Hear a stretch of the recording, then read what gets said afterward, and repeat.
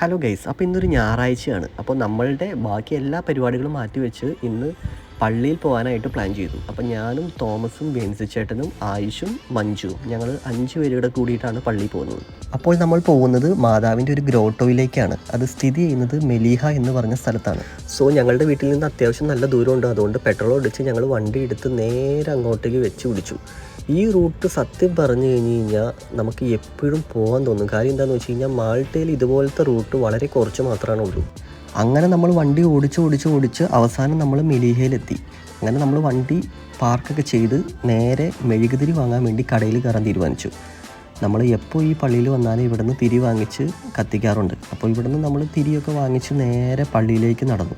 ഈ തൊട്ട് മുകളിൽ കാണുന്നതാണ് മെലീഹ പാരിഷ് ചർച്ച്. അപ്പോൾ ഇതാണ് ആ ഗ്രോട്ടോയുടെ എൻട്രൻസ്. ഇവിടെ നിന്ന് നമ്മൾ താഴത്തേക്ക് ഈ സ്റ്റെപ്പ് ഇറങ്ങി ചെല്ലുന്നത് അങ്ങോട്ടേക്കാണ്.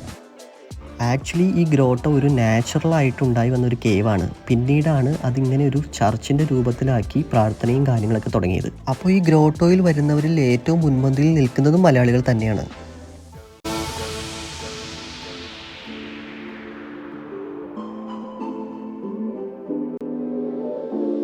അപ്പോൾ പിന്നെ അത്രയൊക്കെ ഉള്ളൂ. ഇനിയപ്പോൾ പുതിയ വിശേഷങ്ങളുമായി നമുക്ക് അടുത്ത വീഡിയോയിൽ കാണാം. അതുവരെ ബൈ.